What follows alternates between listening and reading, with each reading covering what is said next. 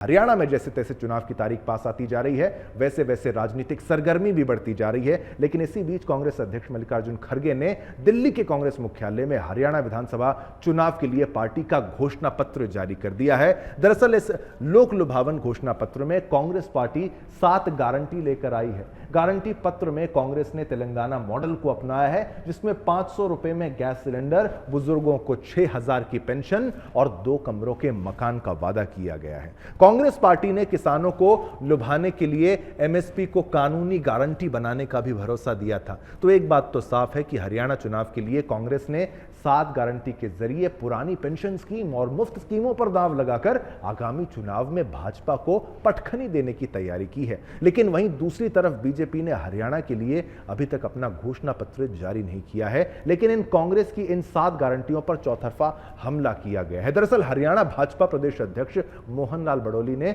Sudarshan news के bureau chief यानी सौरभ तिवारी, जो हमारे वरिष्ठ संवाददाता हैं, उनसे खास बातचीत करते हुए कहा कि ये गारंटियां केवल और केवल झूठ का पुलिंदा है, ये सिर्फ एक हवा का गुब्बारा है। कांग्रेस की गारंटी पर मोदी की गारंटी हमेशा भारी पड़ी है, क्योंकि हरियाणा की जनता को पता है कि विकास का रुख किस तरफ है। और क्या कुछ कहा है, आइए आपको सुनाते हैं।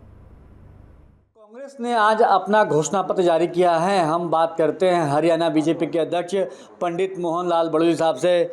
मोहन लाल जी, हरियाणा कांग्रेस ने जो अपना संकल्प जारी किया है, भारतीय जनता पार्टी की क्या प्रतिक्रिया है इस पर?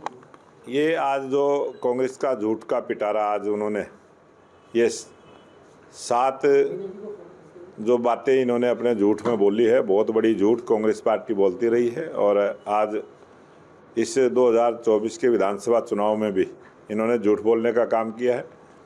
इनकी झूठ इस बार बिकने वाली नहीं है।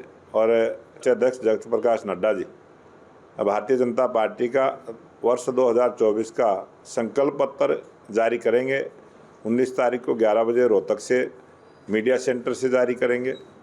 और जो बातें इन्होंने आज किसानों के लिए बोली है, हरियाणा प्रदेश पहला ऐसा देश का प्रदेश है जिसमें 24 फसलें एमएसपी पर खरीदने की गारंटी है नायब सैनी जी की सरकार ने दी है।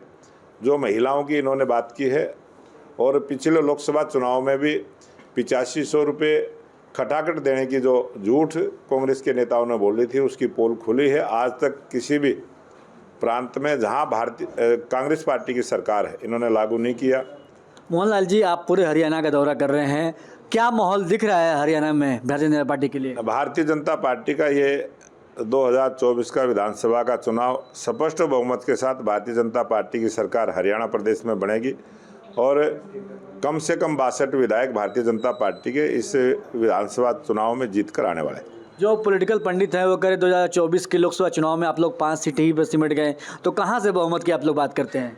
भारतीय जनता पार्टी के भले ही 5 सांसद हमारे जीत कर आए, और हम जहां कांग्रेस ने 42 विधानसभाओं पर जीत हासिल की, वहां हमने 44 विधानसभाओं पर जीत हासिल की। कांग्रेस से हम आगे रहे हैं, और इस विधानसभा चुनाव में कम से कम 62 सीटें भारतीय जनता पार्टी जीत कर आने वाली।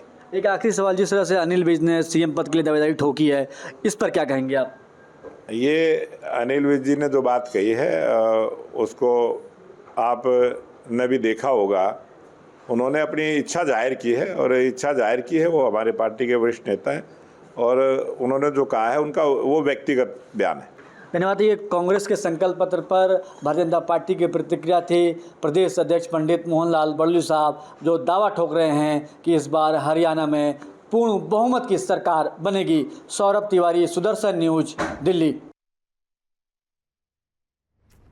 तो देखिए, हम हर खबर पर आपको अवगत कराते हैं कि क्या कुछ हो रहा है, क्योंकि चुनाव भी बहुत महत्वपूर्ण है और चुनावों में क्या अपडेट है। तो आपने हमारी ये स्पेशल रिपोर्ट और ख़ास बातचीत देखी, जो कि हमारे वरिष्ठ संवाददाता सौरभ तिवारी ने ख़ास बातचीत की है हरियाणा चुनाव के परिप्रेक्ष्य में।